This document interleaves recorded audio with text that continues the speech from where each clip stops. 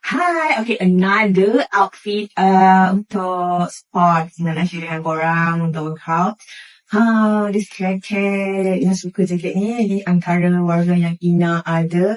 Ina ambil size triple XL. Dia memang quite fit lah. Tapi Ina pakai Ina tak zip lah. Jarang-jarang Ina zip sebab dia macam very difficult bentuk badan. So Ina just macam jacket je Ina buka. Jadi memang stretchable. Kalau korang confident yang tahap boleh je zip. Tapi Ina tak lah.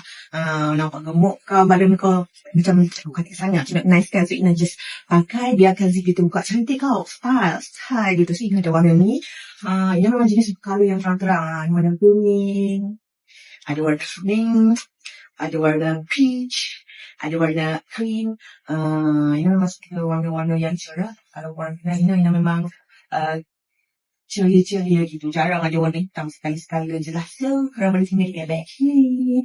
Ina akan share. Ina ada beli beberapa link jugalah. Sebab Ina suka test, try and test. Tengok yang mana yang murah tu okey kita. Ada yang tak okey tu Ina tak share link dia. Ina just share untuk link yang material dia okey sahaja. Okay? Sebab Ina betul, Ina ada beli tak. Dia sama tapi material dia not good. So yang Ina takkan share. Ina share link yang okey sahaja. Okay? Korang boleh tengok lah. Kat beg kuning ke, beg oren ke. Ina buat sebab Ina buat dua platform. So, pandai je lah. Cantik kan? Gila.